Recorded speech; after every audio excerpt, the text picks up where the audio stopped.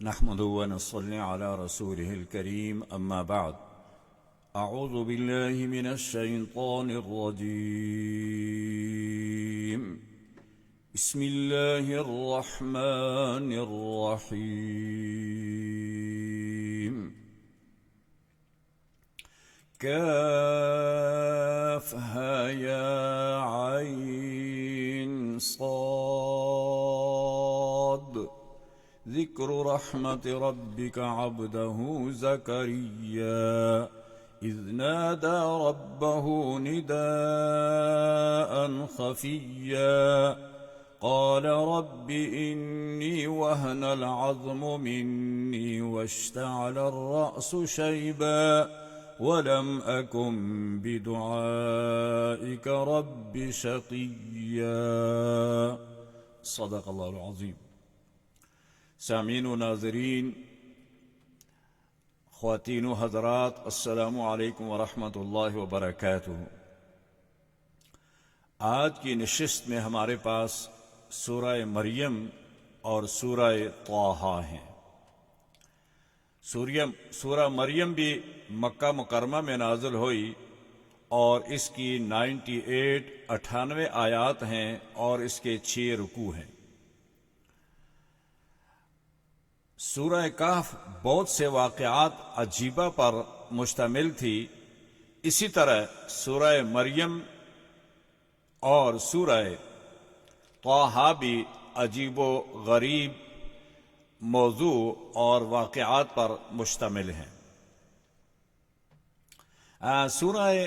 مریم کی پہلا جو لفظ ہے یہ حروف مقطعات میں سے ہیں اور اس کو آیت گنا جاتا ہے، کافہا یا عین صاد، اور اس کے بعد دوسری آیت جو ہے اس میں اللہ تبارک و تعالی نے دوسری آیت سے لے کر آیت نمبر 15 تک حضرت زکریا اور ان کے بیٹے حضرت یحییٰ علیہم السلام کا ذکر فرمایا ہے۔ جس طرح اصحاب کہف کا واقعہ بھی واقعہ عجیبہ تھا، اسی طرح اس سورت کے اندر بھی حضرت زکریا علیہ السلام اور مریم کا واقعہ بھی واقعہ عجیبہ اور غریبہ ہے۔ حضرت زکریا علیہ السلام اور حضرت یحییٰ علیہ السلام کا ذکر آیت نمبر 2 سے 15 تک ہے۔ حضرت زکریا کی دعا، اس میں عجیب بات یہ تھی کہ حضرت زکریا علیہ السلام کی عمر 120 سال تھی اور ان کی اہلیہ کی عمر 98 سال تھی۔ اب یہ دونوں اپنے توالد اور تناسل کے لحاظ سے کوئی امید نہیں رکھتے تھے کہ اس عمر میں اللہ تعالیٰ کوئی اولاد عطا کرتے ہیں۔ اس لحاظ سے یہ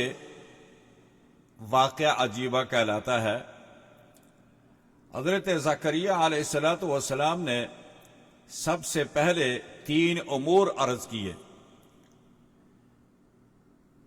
پہلی بات یہ فرمائی کہ اے اللہ، واشتعل الرأس شیبا ولم اکن بدعائک رب شقیا، کہ اے اللہ وہن العظم منی، کہ میرے ہڈیاں بھی کمزور ہو چکی ہیں، میرے بال بھی سفید ہو چکے ہیں، اور میری بیوی بھی اس عمر میں ہے یعنی بڑھاپے میں ہے، اور ساتھ یہ کہ بانجھ بھی ہے، یعنی جوانی میں بھی اس کو اگر اولاد نہیں ہوئی ہے تو بڑھاپے میں کیسے امید کی جا سکتی ہے۔ لیکن پھر پہلی بات کہ میں کمزور ہوں، میری ہڈیاں اور بھی کمزور ہو چکی ہیں، بال سفید ہو چکے ہیں، بیوی بانجھ ہے اور بوڑھی بھی ہے، اور دوسری بات فرمائی کہ مایوس نہیں ہوں، وَلَمْ أَكُنْ بِدُعَائِكَ رَبِّ شَقِيًّا، اور تیسری بات اس دعا سے میرا مقصد دین کی منفعت ہے، اور اس کے بعد صراحتاً یہ بھی کہا کہ اے اللہ، اپنی دینی خلافت کے لیے بھی مجھے میرا وارث چاہیے، کہ تاکہ جو دین آپ نے مجھے دیا ہے اس کو پہنچانے کے لیے، اس کی میری خلافت کے لیے ایک ایسا مجھے خلیفہ چاہیے جو میرے اس مشن کو باقی جاری اور ساری رکھے۔ دعا کا جواب اللہ تبارک و تعالی نے فوراً دے دیا، فرمایا یا زکریا انا نبشرک بغلام اسمہ یحییٰ لم نجعل لہ من قبل سمیہ۔ اے زکریا، ہم آپ کو ایک ایسے بیٹے کی خوشخبری سناتے ہیں کہ اس سے پہلے ہم نے ایسا بیٹا پیدا نہیں کیا، اور اس کا نام بھی بتا دیا اور اس کا منصب بھی بتا دیا، اسمہ یحییٰ لم نجعل لہ من قبل سمیہ، یہ نام ہم نے پہلے کسی کا نہیں رکھا ہے۔ اور حضرت یحییٰ علیہ السلام کی صورت میں نہایت صالح، عابد، زاہد بیٹا اللہ تبارک و تعالی نے آپ کو عطا فرمایا۔ آیت نمبر 16 سے لے کر 40 تک اللہ تبارک و تعالی نے حضرت عیسیٰ علیہ السلام کا واقعہ ذکر فرمایا۔ یہ واقعہ بھی عجیبہ اس لیے تھا کہ حضرت عیسیٰ علیہ السلام کی والدہ نہ شادی کی تھی اور نہ ہی وہ بدکارہ تھی، لیکن خداوند قدوس نے یہ فیصلہ کر لیا تھا کہ ہم نے مریم کو ایک بیٹا دے کر دنیا کے لیے یہ ثابت کر دینا ہے کہ جس طرح میں بغیر ماں اور باپ کے آدم کو پیدا کر سکتا ہوں، اور جس طرح میں حوا کو بغیر ماں کے پیدا کر سکتا ہوں، اور تیسری صورت یہ پیدا کر کے دکھانی تھی کہ میں بغیر باپ کے بھی بیٹا پیدا کر سکتا ہوں۔ تو لہذا قرآن کریم میں سورہ آل عمران میں یہ ذکر کیا گیا ہے کہ ان مثل عیسیٰ عند اللہ کمثل آدم خلقہ من تراب ثم قال له کن فیکون، کہ عیسیٰ کی مثال بھی ایسی ہے جیسے آدم کی ہے، کہ آدم کو اللہ تعالیٰ نے بغیر ماں باپ کے مٹی سے پیدا کیا، اور اسی طرح حوا کو بغیر ماں کے، اور عیسیٰ کو ہم نے بغیر باپ کے پیدا کیا۔ یہ اس لیے بات غریب تھی لوگوں کے لیے، یا عجیب تھی کہ ایسے پہلے کوئی مثال نہیں تھی۔ حضرت یحییٰ کا قصہ بھی عجیب بیان کیا گیا۔ والدین کی عمر توالد و تناسل کی عمر سے گزر چکی تھی، لیکن حضرت عیسیٰ علیہ السلام کی والدہ بغیر باپ کے ولادت بغیر باپ کے ہوئی، اور اس کے لیے فرمایا کہ فَأَرْسَلْنَا إِلَيْهَا رُوحَنَا فَتَمَثَّلَ لَهَا بَشَرًا سَوِيًّا۔ اللہ تبارک و تعالی نے حضرت مریم علیہ السلام کی طرف جبرائیل آمین کو ایک انسانی شکل میں بھیجا اور کہا کہ جاؤ اور مریم کو ان کے بیٹے کی خوشخبری سناؤ۔ حضرت جبرائیل علیہ السلام حضرت مریم کے پاس ان کے عبادت خانے میں حاضر ہوتے ہیں، اور جب انہوں نے دیکھا کہ میرے سامنے ایک مرد آ چکا ہے اور پردے کے اندر آ چکا ہے، تو ان کو خوف ہوا اور کہا کہ انی اعوذ بالرحمن منک ان کنت تقیا، کہ میں اللہ کی پناہ میں آتی ہوں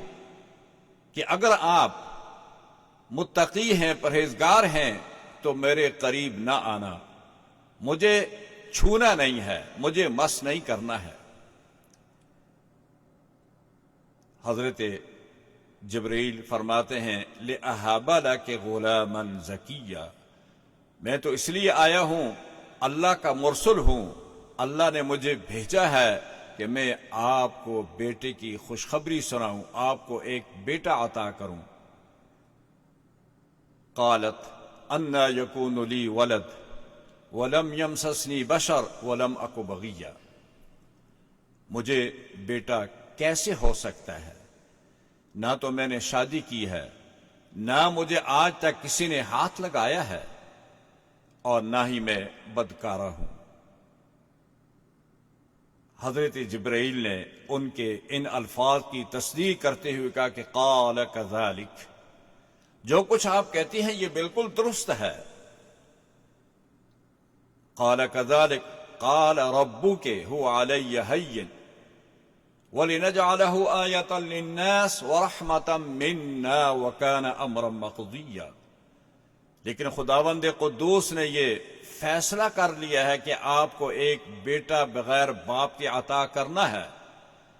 اور ہم نے اس کو دنیا کے لیے ایک مثال بنانا ہے کہ خداوند قدوس اس بات پر قادر ہیں کہ وہ بغیر باپ کے بھی بیٹا عطا کر سکتے ہیں۔ لہذا حضرت جبرائیل نے ان کے گربان کی طرف پھونک ماری اور اللہ کے حکم سے وہ حاملہ ہو گئی۔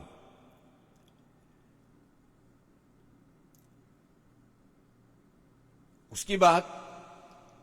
حضرت مریم علیہ السلام تنہائی میں چلی گئی۔ جب ان کو محسوس ہوا کہ اب مجھے حمل ہو چکا ہے اور اب مجھے بیٹا پیدا ہونے والا ہے، اور لہذا وہ ایک الگ ہو کر وہ عبادت خانے کے بیت المقدس کے مشرقی جانب گوشے میں چلی گئی، اور پھر جبرائیل امین نے ان کو پھونک ماری اور ان پر اس کے بعد ایک حزن اور ملال کی کیفیت طاری ہو گئی کہ اگر میں حاملہ ہو گئی ہوں تو میں لوگوں کو کیا جواب دوں گی، میرے پاس کیا دلیل ہے کہ میں پاک دامن ہوں۔ ولادت بچہ، جب بچہ پیدا ہو جاتا ہے، بچے کو اٹھائے ہوئے اپنی قوم کے پاس آتی ہیں، اور یہودیوں نے جو بدتمیزی کا طوفان برپا کیا، وہ دشمن بھی تھے اور انہیں کی زبانیں کھل گئی، اور آپ نے اس کا جواب یوں دیا۔ درمیان میں بہت ساری چیزیں ہیں، ان کو شارٹ کرتا ہوں۔ تو آپ نے کہا کہ فَأَشَارَتْ إِلَيْهِ قَالُوا كَيْفَ نُكَلِّمُ مَنْ كَانَ فِي الْمَهْدِ صَبِيًّا، مریم کو حکم ہوا کہ آپ اس بچے کی طرف اشارہ کریں، یہ خود اپنی پاکدامنی اور آپ کی پاکدامنی ظاہر کر دے گا۔ فَأَشَارَتْ إِلَيْهِ قَالُوا كَيْفَ نُكَلِّمُ مَنْ كَانَ فِي الْمَهْدِ صَبِيًّا، اور لوگ یہ سمجھتے تھے کہ ایک بچہ گود میں کیسے باتیں کر سکتا ہے۔ وہ بچہ جو گود میں لیٹا ہوا تھا، اور اس بچے نے یہ کہا کہ انی عبد اللہ، بچے نے تقریباً 6 صفات آپ نے بیان کر دی اور بتایا کہ عبداللہ یقیناً میں اللہ کا بندہ ہوں، مجھے اس نے کتاب دی ہے اور مجھے اس نے نبی بنایا ہے اور بابرکت بنایا ہے جہان والوں کے لیے، اور مجھے نماز اور زکوٰۃ کا حکم دیا ہے جب تک میں زندہ رہوں۔ اللہ تعالیٰ نے حضرت عیسیٰ علیہ السلام کو 6 اعزازات سے سرفراز فرمایا۔ وہ اعزاز، میں اللہ تعالیٰ کا بندہ ہوں،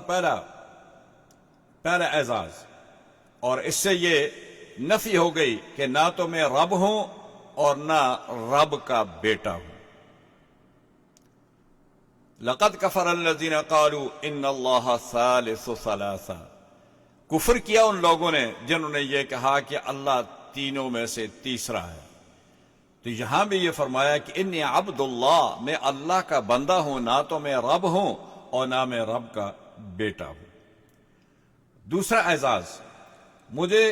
وہی نبوت عطا کی گئی ہے، یعنی اللہ نے مجھے نبی بنایا ہے اور اللہ نے میری طرف وحی کی ہے۔ اور تیسرا اعزاز، اللہ نے مجھے مبارک بنایا ہے، اینما کنت واوصانی بالصلاۃ والزکاۃ۔ اور چوتھی صفت، مجھے اللہ تعالیٰ نے انبیاء کی صف میں کھڑا کر دیا ہے،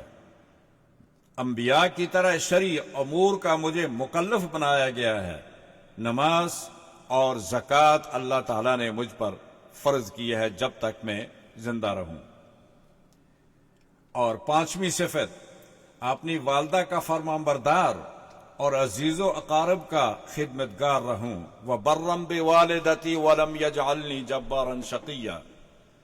وَالسَّلَامُ عَلَيَّ يَوْمَ وُلِدتُّ وَيَوْمَ أَمُوتُ وَيَوْمَ أُبْعَثُ حَيًّا۔ مجھے دنیا اور آخرت میں امن و سلامتی کی خوشخبری سنائی گئی ہے۔ والسلام علیہ، یہاں تک آیت نمبر 41 تا 50 حضرت ابراہیم علیہ السلام کا واقعہ شروع کر دیا۔ یعنی یہاں مختصر طور پر حضرت عیسیٰ علیہ السلام کی اعزازات اور آپ کی ولادت کا معاملہ یہاں ختم کر کے قرآن کریم نے اپنا رخ آگے حضرت ابراہیم علیہ السلام کی طرف موڑ دیا۔ حضرت ابراہیم علیہ السلام کے متعلق ارشاد فرمایا گیا آیت نمبر 41 میں، وَاذْكُرْ فِي الْكِتَابِ مَرْيَمَ وَاذْكُرْ فِي الْكِتَابِ إِبْرَاهِيمَ إِنَّهُ كَانَ صِدِّيقًا نَبِيًّا۔ ذکر کرو کتاب کے اندر، قرآن کے اندر ابراہیم کا، بے شک وہ میرے سچے نبی تھے۔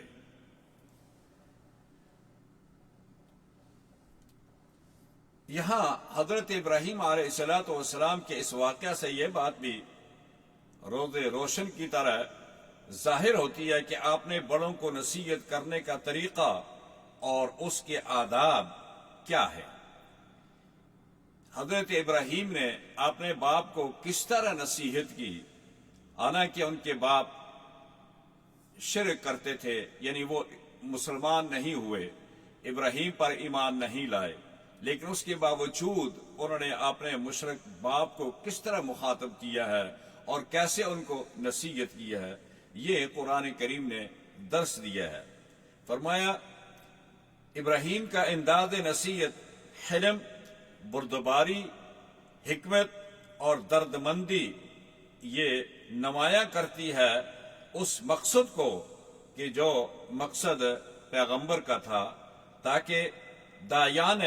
حق کو، جو لوگ دین حق کی دعوت دیتے ہیں، ان کے سامنے ایک حقیقی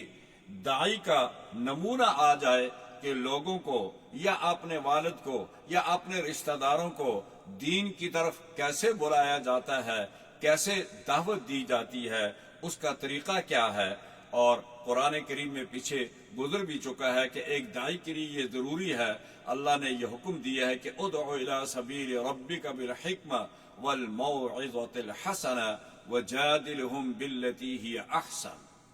یعنی اچھے طریقے سے، اچھے دلائل کے ساتھ اپنے مخالف کو اپنی طرف بلانے کے لیے ایسے دلائل دو، ایسے حکمت عملی لاؤ تاکہ وہ تمہاری بات کو سنے اور اس پر عمل کرنے کے لیے تیار ہو جائے۔ آیت نمبر 52 تا 58 تک ابراہیم علیہ السلام کے بعد حضرت موسیٰ علیہ السلام کا ذکر فرمایا، حضرت ہارون کا ذکر فرمایا، حضرت اسماعیل کا ذکر فرمایا، اور اسی طرح حضرت ادریس علیہ السلام، ان تمام انبیاء کا ذکر فرمایا سورہ مریم میں۔ اور پھر یہ بھی ساتھ فرمایا فَخَلَفَ مِن بَعْدِهِمْ خَلْفٌ أَضَاعُوا الصَّلَاةَ وَاتَّبَعُوا الشَّهَوَاتِ فَسَوْفَ يَلْقَوْنَ غَيًّا۔ قرآن کریم نے ان انبیاء کرام کے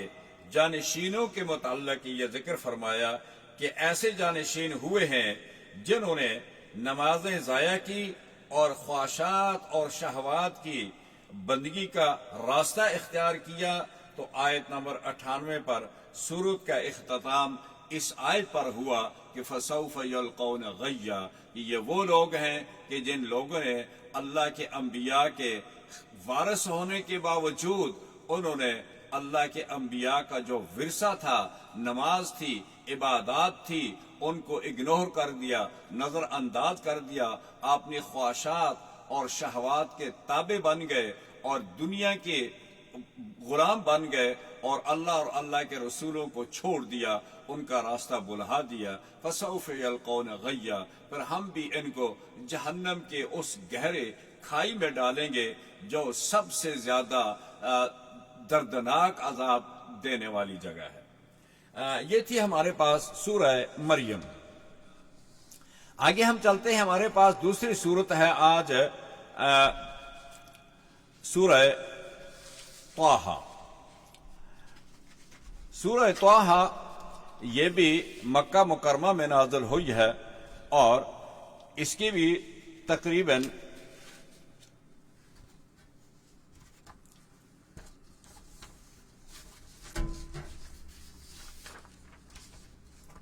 135 آیات ہیں اور اس کے 8 رکوع ہیں۔ سورہ طٰہٰ پہلی آیت اس کی یہ بھی حروف مقطعات سے ہے، اور جیسے میں پیچھے ذکر کر چکا ہوں متعدد بار کہ جو صورتیں جن صورتوں کے اندر حروف مقطعات آتے ہیں ان صورتوں کے اندر اللہ تبارک و تعالی نے تقریباً یہ 27 صورتیں ہیں جن کے اندر حروف مقطعات آتے ہیں، اور ان حروف مقطعات کے بعد تقریباً کوئی 24 صورتیں ہیں جن میں اللہ تبارک و تعالی نے ڈائریکٹلی حروف مقطعات کے بعد قرآن کریم کی تعریف کیا اور قرآن کریم کے صفات سے ان آیات کو شروع کیا، ان صورتوں کو شروع کیا ہے۔ 3 صورتوں کے علاوہ یعنی 24 صورتیں ایسی ہیں جو کہ حروف مقطعات ہیں، اور اس کے بعد فوراً قرآن کریم پر ان کا افتتاح ہوا اور اسی پر ان کا اختتام بھی ہوا۔ سورہ طٰہٰ میں بھی اللہ تبارک و تعالی نے یہاں ذکر فرمایا ہے، طٰہٰ ما انزلنا علیک القرآن لتشقى الا تذکرة لمن یخشى تنزیلا ممن خلق الارض والسماوات العلی الرحمن علی العرش استوى۔ سورہ طٰہٰ مکی ہے اور اس کی 135 آیات اور 8 رکوع ہیں۔ آیت نمبر 2 تا 8 اللہ تبارک و تعالی نے قرآن کریم کے بارے میں اور حضرت نبی کریم صلی اللہ علیہ وسلم کی عبادات اور آپ کی مشقت، آپ کے تہجد میں محنت اور دن کو لوگوں کی ہدایت کی فکر میں ذکر کیے ہیں۔ تقریباً یہ 7 آیات ہیں۔ نزول قرآن کی ابتدا میں رسول اللہ صلی اللہ علیہ وسلم الصحابہ کرام رضوان اللہ تعالی علیہم اجمعین تمام رات عبادت کے لیے کھڑے ہو جاتے تھے، یعنی ساری رات ان کی عبادت میں گزرتی تھی، اور تمام تہجد میں، نماز تہجد میں تلاوت قرآن کریم میں مشغول رہتے تھے، اور جس کی وجہ سے سرکار دو عالم صلی اللہ علیہ وسلم کے پاؤں میں ورم آ گئے تھے۔ آپ صلی اللہ علیہ وسلم دن بھر کفار کی ہدایت کے لیے فکر مند رہتے تھے، اور رات بھر اپنی عبادت میں اللہ تعالیٰ کے سامنے سر بسجود، قیام و قعود اور اس میں مصروف رہتے تھے۔ دونوں قسم کی مشقت سے بچانے کے لیے اللہ تبارک و تعالیٰ نے ارشاد فرمایا کہ ما انزلنا علیک القرآن لتشقى، ہم نے قرآن اس لیے نازل نہیں کیا کہ آپ اتنی مشقت میں پڑ جائیں،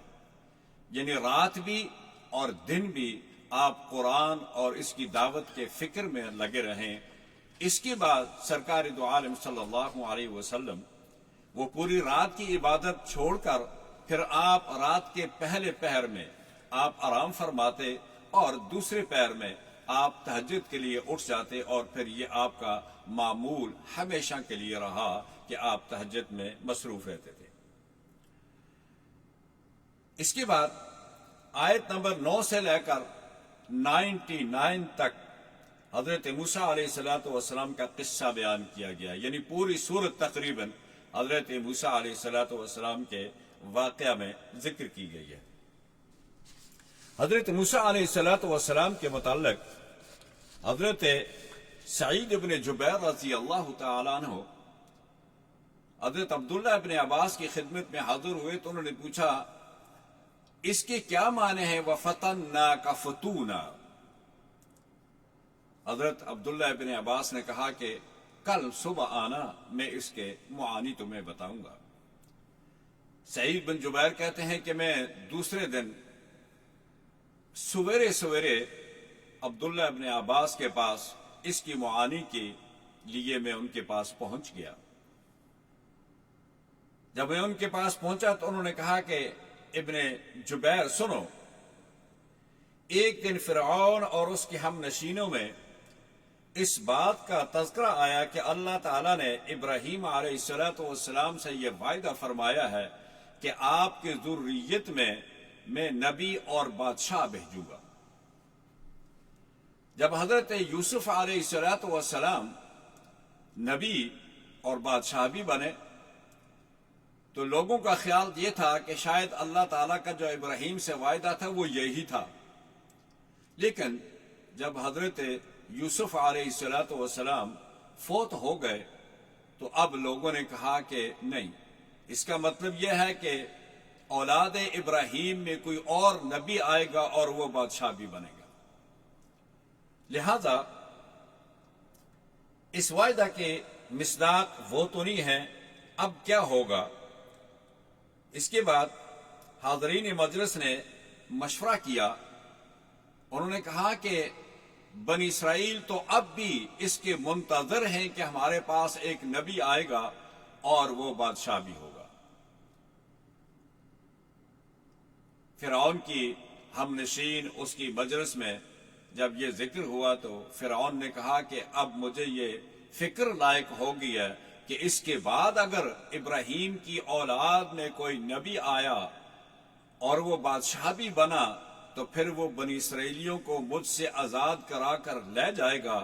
اور میری بادشاہت بھی ختم ہو جائے گی، لہذا اس سلسلے میں مشورہ دیں کہ ہم کیا کریں۔ اجتماعی صورت جو نظر آئی وہ یہ تھی کہ بنی اسرائیل کے لڑکوں کو قتل کر دیا جائے اور ان کی عورتوں کو، بچیوں کو زندہ چھوڑیں تاکہ وہ ہماری خدمت کریں۔ کچھ عرصہ تو یہ سلسلہ چلتا رہا، لیکن آخر کار انہوں نے سوچا کہ اگر ان کے آنے والے بچوں کو قتل کر دیا جائے اور بوڑھے لوگ جو ہیں وہ فوت ہو جائیں تو یہ بتاؤ کہ اس ملک کے اندر یہ محنت، مشقت، یہ ہمارے کام کون کرے گا؟ لہذا اب ان کی فرعون کی کابینہ نے یہ فیصلہ کیا کہ اب ایسا کرتے ہیں کہ ہم 1 سال بچوں کو قتل کریں اور 1 سال زندہ چھوڑ دیں۔ اب مشیت خداوندی یہ تھی کہ جس سال انہوں نے زندہ چھوڑنا تھا اسی سال اللہ تبارک و تعالی نے حضرت موسیٰ علیہ السلام کو پیدا فرمایا۔ حضرت عبداللہ ابن عباس نے کہا کہ ابن جبیر پہلا فتون یہ ہے کہ پہلا امتحان حضرت موسیٰ کا یہ ہے کہ ان کے پیدا ہونے سے پہلے ان کے قتل کی منصوبہ بندی ہوئی۔ یہ پہلا فتونہ ہے، یعنی پہلا امتحان ہے ان کا۔ اس کے بعد وہ سال جس سال بچوں کو زندہ چھوڑنا تھا، حضرت موسیٰ علیہ السلام کی والدہ حاملہ ہوئی اور ان کو بیٹا پیدا ہوا ان کے ہاں، جس کا نام موسیٰ رکھا گیا۔ اب ان کی والدہ کو یہ خوف طاری ہوا کہ بادشاہ نے بچوں کو قتل کرنے کا اعلان کر رکھا ہے، تو کہیں ایسا نہ ہو کہ میرے بیٹے کو مجھ سے لے کر اس کو ذبح کر دیا جائے۔ تو خداوند قدوس نے موسیٰ کو یہ پیغام بھیجا، وَأَوْحَيْنَا إِلَىٰ مُوسَىٰ أَنْ أَرْضِعِيهِ فَإِذَا خِفْتِ عَلَيْهِ فَأَلْقِيهِ فِي الْيَمِّ وَلَا تَخَافِي وَلَا تَحْزَنِي إِنَّا رَادُّوهُ إِلَيْكِ وَجَاعِلُوهُ مِنَ الْمُرْسَلِينَ، کہ اے موسیٰ کی ماں، ہم آپ کو یہ تسلی دیتے ہیں اور آپ کو یہ الہام کے ذریعے یہ پیغام دیتے ہیں کہ جب آپ کے ہاں بیٹا پیدا ہو آپ اس کو دودھ پلائیں، اور جب آپ کو یہ خوف طاری ہو جائے کہ اس کو مجھ سے چھین کر ذبح کر دیا جائے گا، فَأَلْقِيهِ فِي الْيَمِّ، پھر آپ اس کو دریا میں ڈال دیں۔ اور دریا کو یہ حکم دے دیا فَلْيُلْقِهِ الْيَمُّ بِالسَّاحِلِ، آپ نے دریا کے سپرد کرنا ہے، اور پھر اس پر بھی خوف نہیں کرنا ہے کہ دریا کے اندر دریا کے جانور، مچھلیاں اور اس کے اندر دوسرے جو جانور ہیں بڑے بڑے دریائی، وہ موسیٰ کو کھا لیں گے، ضائع کر دیں گے۔ نہیں، بلکہ ہم نے دریا کو بھی یہ حکم دیا ہے کہ فَلْيُلْقِهِ الْيَمُّ بِالسَّاحِلِ، کہ وہ موسیٰ کو ساحل کنارے پر پہنچا کر چھوڑے گا۔ ماں نے باکس تیار کیا اور اس کے اندر ڈالا، اور بعض روایات کے اندر ہے کہ وہ تندور پر کھانا پکا رہی تھی جب فرعون کے کارندے اس کے پاس پہنچے، اور اس نے اپنے بچے کو، بیٹی کو کہا کہ فوراً بھائی کو باکس میں بند کرو اور دریا کے حوالے کر دو۔ حضرت موسیٰ علیہ السلام دریا کے حوالے سپرد ہو جاتے ہیں۔ دریا نے لے جا کر اس جگہ میں چھوڑا جہاں فرعون کی کنیزیں کپڑے دھوتے تھی، نہاتی تھی، اس جگہ میں لے جا کر اس بکس کو پہنچا دیا۔ کنیزوں نے باکس دیکھا، اٹھایا، اور کھولنے کی اس لیے جرت نہیں کی کہ اگر ہم نے کھولا تو فرعون کی بیوی یہ نہ کہہ دے کہ اس میں سے تم نے مال نکال لیا، اپنے پاس رکھ لیا، لہذا یہ اسی طرح بند مقفول باکس جو ہے یہ اس کے پاس پہنچا دیا گیا۔ جب اس نے باکس کھولا تو اس کے اندر ایک خوبصورت بچہ تھا۔ قرآن کریم نے کہا وَأَلْقَيْتُ عَلَيْكَ مَحَبَّةً مِّنِّي وَلِتُصْنَعَ عَلَىٰ عَيْنِي، کہ ہم نے موسیٰ علیہ السلام کے اندر ایک ایسی محبت رکھ دی تھی کہ جو بھی ان کو دیکھتا تھا وہ ان سے محبت کرتا تھا۔ اور وَلِتُصْنَعَ عَلَىٰ عَيْنِي، یعنی اللہ تعالیٰ نے یہ بھی ذمہ لے لیا تھا کہ اس کو ہم اپنی سپرویژن میں، ہم اپنی آنکھوں کے سامنے، ہم اپنی نگرانی میں ہم اس کی پرورش کریں گے۔ لہذا موسیٰ علیہ السلام فرعون کی بیوی کے پاس پہنچ گئے، اور اس نے فرعون سے کہا کہ یہ بچہ ہے، ہم اس کو بیٹا بنا لیں اور یہ ہمیں خدمت بھی کرے گا اور ہمیں کام بھی آئے گا۔ فرعون نے بیوی سے کہا کہ میں یہ تمہیں عطا کرتا ہوں، گفٹ دیتا ہوں، تحفہ دیتا ہوں۔ لہذا اب دوسرا مرحلہ جو تھا وہ حضرت موسیٰ علیہ السلام کے دودھ پلانے کا معاملہ تھا۔ عورتوں کو بلایا گیا، منادی کی گئی کہ ہمیں ایک ایسی آنا چاہیے، ایک ایسی دائی چاہیے جو اس بچے کو دودھ پلائے، اس کی دیکھ بھال کرے، اس کی پرورش کرے۔ خداوند قدوس کی یہ مشیت خداوندی تھی کہ موسیٰ کی ماں نے اپنی بیٹی سے کہا وقالت لأختہ قصیہ فبصرت بہ عن جنب وهم لا يشعرون۔ ادھر یہ انتظام ہوا، ادھر اللہ تبارک و تعالی نے موسیٰ کو یہ کہہ دیا کہ وَحَرَّمْنَا عَلَيْهِ الْمَرَاضِعَ مِنْ قَبْلِ، کہ آپ نے سوائے اپنی ماں کے اور کسی کا دودھ نہیں پینا ہے۔ یہ اللہ کا حکم تھا۔ اب دیکھ لیں کہ موسیٰ بچہ ہے، لیکن اللہ تعالیٰ نے اس بچے کو اس بات کا پابند کر دیا ہے کہ آپ نے کسی اور عورت کے دودھ کو مستق نہیں کرنا ہے۔ لہذا کنیزیں موسیٰ کو لے کر ڈھونڈ رہی ہیں، دائیا ڈھونڈ رہی ہیں، عورت پلانے والی عورت کی تلاش میں ہیں، اور ادھر سے موسیٰ کی بہن وہاں پہنچتی ہے تو اس نے کہا کہ هل ادلکم علی اہل بیت یکفلونہ لکم وہم لہ ناصحون، کہ میں ایک ایسے گھر کی ایک ایسی فیملی کا تمہیں پتہ نہ بتا دوں کہ وہ اس بچے کے لیے خیر خواہ بھی ہوگی اور اس کی دیکھ بھال بھی کرے گی، دودھ بھی پلائے گی۔ لہذا پہلے تو ان کو شک پڑا کہ یہ کوئی اس کی رشتہ دار نہ ہو، بنی اسرائیلیوں کی کوئی یہ ایجنٹ نہ ہو، لیکن آخرکار اس نے جب کہا کہ میں اس بچے کی محبت کی وجہ سے، آپ لوگوں کی اس بچے کے ساتھ محبت اور اس کی دیکھ بھال اور آپ کی فکر مندی کی وجہ سے یہ کہہ رہی ہوں، تو ہم دیکھ لیتے ہیں کوئی بھی عورت مل جائے جس کا یہ دودھ پی لے۔ موسیٰ کی بہن والدہ کے پاس پہنچی اور جا کر یہ خبر سنائی، والدہ وہاں سے چل پڑی، لیکن اللہ تبارک و تعالی نے یہاں اس کی والدہ کو کہا وَأَصْبَحَ فُؤَادُ أُمِّ مُوسَىٰ فَارِغًا، کہ ہم نے موسیٰ کی والدہ کے دل کو بالکل خالی کر دیا تھا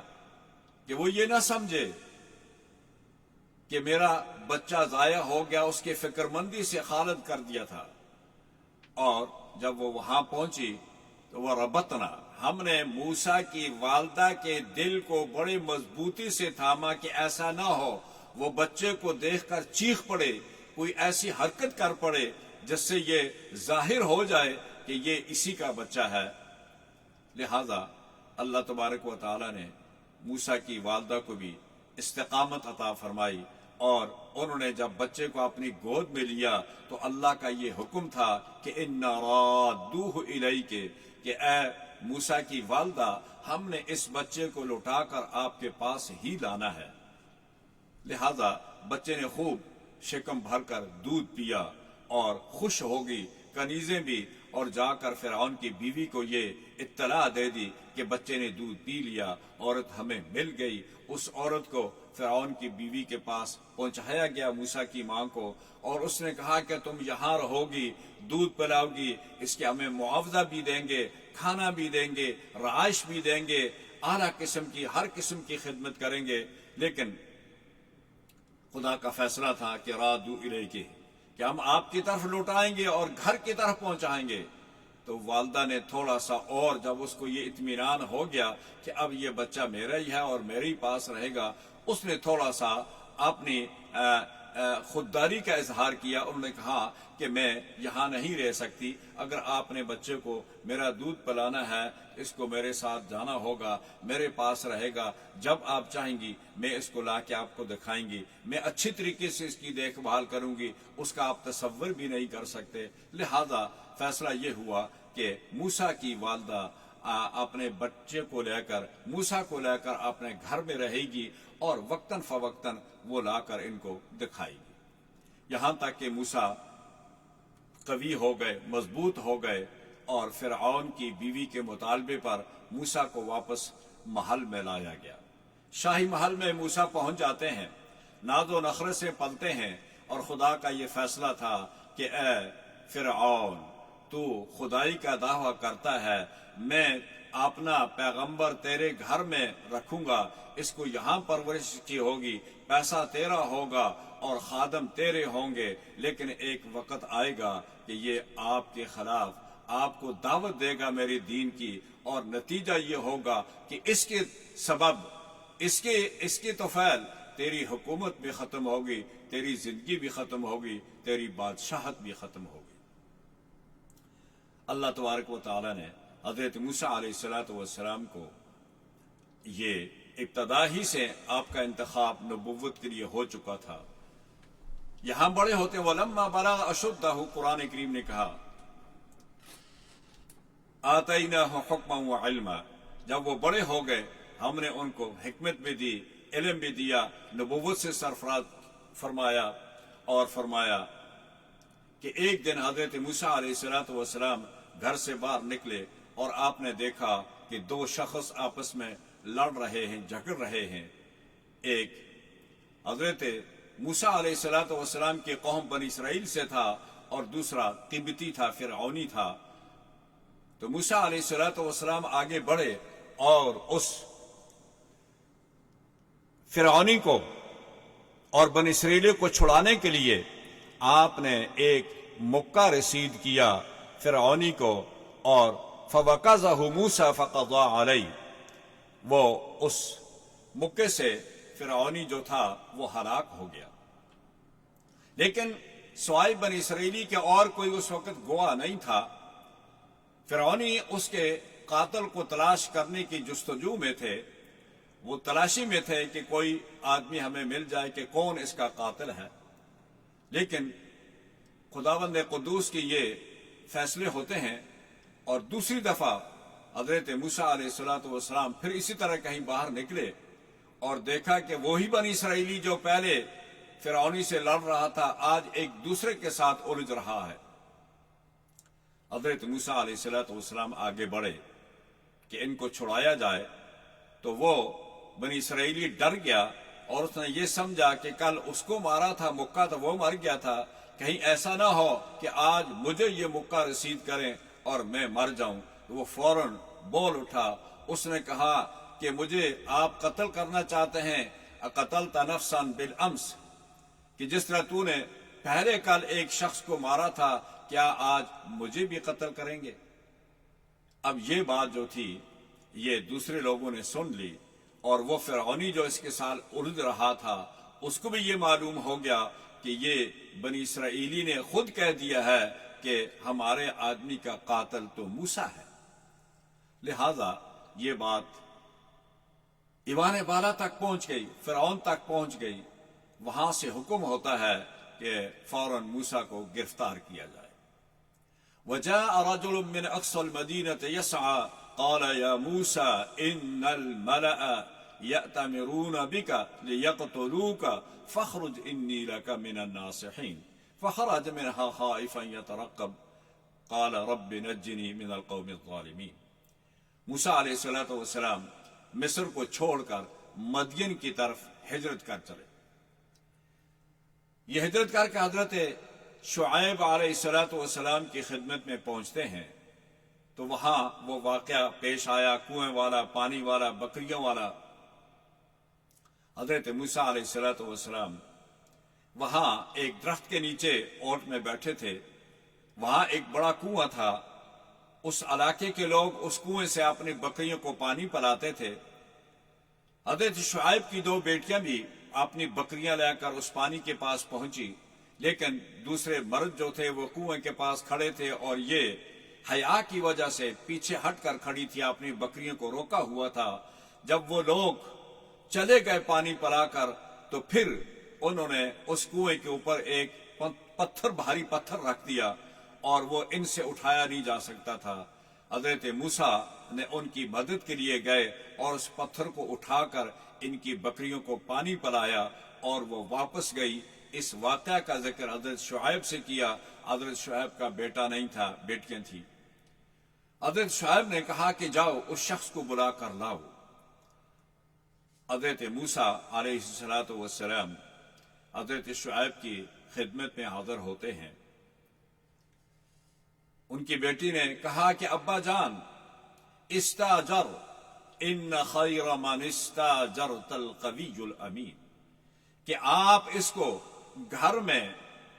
خدمت کے لیے رکھ لیں، یہ امین بھی ہے اور خدمت کرنے کے اور